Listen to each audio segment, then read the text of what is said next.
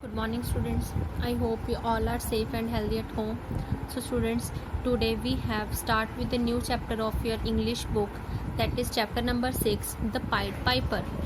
So let's start the reading of this chapter.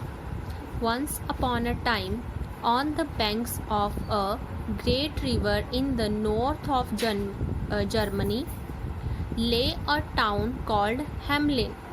एक समय की बात है, एक नदी के किनारे के पास, एक बहुत बड़ी नदी के किनारे के पास, जो क्या नॉर्थ ऑफ जर्मनी के नॉर्थ साइड में एक नदी के किनारे के पास एक टाउन है, उसका नाम है Hamelin. The citizen of Hamelin were honest flock who lived contentedly in their great stone Holmes.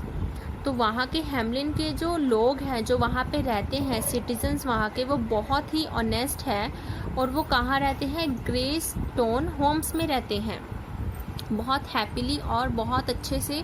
Grey stone Holmes में जो ग्रे कलर का जो पत्थर है, उसके जो घर बनते हैं, उन घरों में वो रहते हैं. The years went by and the town grew very rich. कुछ सालों बाद वो जो टाउन है वो रिच होता गया, अमीर होता गया. Then one day an extraordinary thing happened to disturb the peace. एक दिन बहुत ही अजीब सी वहाँ पे एक घटना हुई जिसने उस टाउन की शांति को भंग कर दिया. वहाँ पे जो लोग बहुत अच्छे से, शांति से, सुकून से रहते थे, उन सबको खराब कर दिया. Hamelin had always had rats. तो हैमलिन में बहुत से रैट्स रहते थे. एंड लॉट ऑफ, बहुत सारे थे वो. But they had never been a danger for the people of Hamelin. पर वो कभी जो हैमलिन के लोगों के लिए डेंजर नहीं बने थे, उनके लिए किसी प्रॉब्लम का कारण नहीं बने थे. उनको पता था कि हमारे टाउन में काफ़ी रैट्स हैं. Cats had always solved the rat problems in the usual way.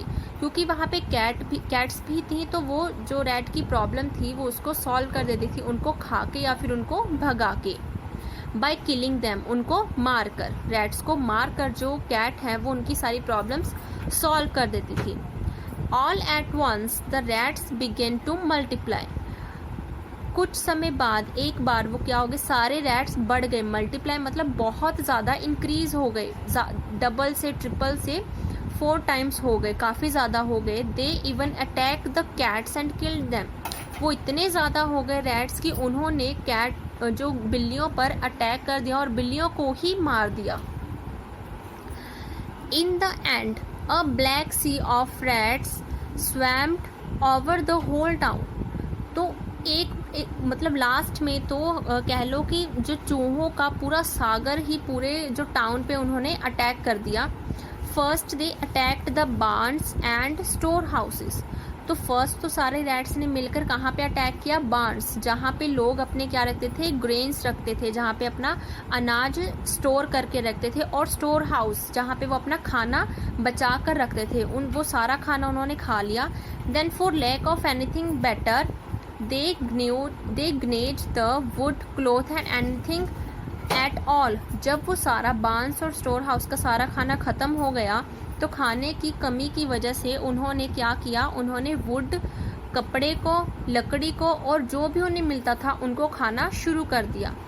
Then one thing they did not eat was metal. सिर्फ वो एक चीज़ थी जो वो नहीं खा सकते थे, वो थी मेटल. मेटल को वो नहीं खा सकते थे.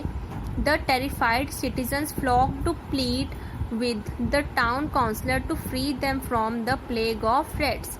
जो टेरिफाइड सिटीजन्स थे, जो मतलब डरे हुए सिटीजन्स थे वहाँ के हैमलिन के, वो सारे इकट्ठे हुए. उन्होंने भीड़ इकट्ठा की अपनी, और वो plead with the town councillor, और वो मतलब टाउन काउंसलर के पास अपील करने गए, उनसे मतलब अपनी याचिका करने गए कि हमें इन रैट जो प्लेग है, जो क्योंकि रैट्स ज़्यादा हो जाएं तो वहाँ पे एक बीमारी फैल जाती है, प्लेग. तो वहाँ पर भी प्लेग की बीमारी फैल गई थी. तो उन्होंने कहा कि हमें, जो काउंसलर को कहा कि हमें इन रैट्स का जो प्लेग है वहाँ से हमें छुटकारा दिलाओ, इन रैट्स को यहाँ से हटाओ. But the council had for long time being sitting in the mayor's room trying to think of a plan. तो जो काउंसिल थी, जो काउंसलर था, उनकी जो कमेटी काउंसिल थी, वो बहुत टाइम तक मेयर के घर पे बैठे और सोचने लगे कि क्या इसका सोल्यूशन निकाला जाए। What we need is an army of cats। तो वो कहने लगे कि हमें एक बिल्लियों की बहुत बड़ी जो आर्मी फौज बुलानी पड़ेगी ताकि वो सारी बिल्लियाँ इन चूहों को खा जाए। But all the cats were dead. But किसी ने बोला कि जो सारी बिल्लियाँ हैं वो तो मर चुकी हैं। Well put down poison food then. तो किसी ने कहा कि ठीक है, तो जो खाना बचा हुआ है उसमें जहर मिला दो जिसको खाने से चूहे मर जाएंगे। But most of the food was already gone and even poison did not stop the rats. पर लोगों ने कहा कि हमारा जो बहुत सा खाना है वो तो ख़त्म हो चुका है, वो तो रैट्स पहले ही खा चुके हैं, और जो थोड़ा सा भोजन बचा है अगर उसमें भी हम जहर मिला देंगे तो रैट्स को तो चूहों को उनसे कोई फ़र्क नहीं पड़ेगा। It just can't be done without help said the mayor sadly. तो मेयर ने लोगों को कहा कि अगर आपकी हेल्प मुझे नहीं मिलेगी तो मैं इसे नहीं तो मैं आपकी हेल्प नहीं कर सकता, तो मैं इसे स्टॉप नहीं ख़त्म नहीं कर सकता। Just then while they mulled over about the grim situation. तो जैसे ही मतलब इसके बाद ये जो कमेटी बैठी थी उसके बाद जब मेयर घर पे बैठ के सोच रहा था, बहुत ही डीपली सोच रहा था कि मैं इस सिचुएशन से कैसे निकलूँ, इसे कैसे सॉल्व करूँ, there was a loud knock at the door. तभी उसके दरवाजे पर एक बहुत ज़ोर से किसी ने खटखटाया उसके दरवाजे को। Who can that be. तो मेयर ने सोचा ये कौन हो सकता है। The mayor wondered uneasily mindful of the angry crowds. तो उसे लगा कि शायद फिर से जो टाउन के सारे लोग हैं वो इकट्ठा होके आ गए हैं, वो अब गुस्से में होंगे तो अब कुछ भी करेंगे। तो वो डर रहा था कि टाउन के लोग गुस्से में ना आए। ही गिंजरली ओपन द डोर। तो उसने बहुत ही डरते हुए जो दरवाजे को, अपने घर के दरवाजे को ओपन किया। एंड टू हिज सरप्राइज, तो वो बहुत ही सरप्राइज हुआ। There stood a tall thin man dressed in brightly coloured clothes. तो वो बहुत ही सरप्राइज हुआ क्योंकि वहाँ पे एक आदमी खड़ा था जो लंबा था, पतला था। वो उसने बहुत ही ब्राइटली, बहुत कलर्ड और शाइनिंग वाले कपड़े पहने हुए थे। With a long feather in his hat. उसके जो हैट पे एक बड़ी सी फैदर, एक बड़ा सा पंख लगा हुआ था। And waving a pipe at them. तो वो उसके पास एक पाइप थी जिसे वो वेव कर रहा था।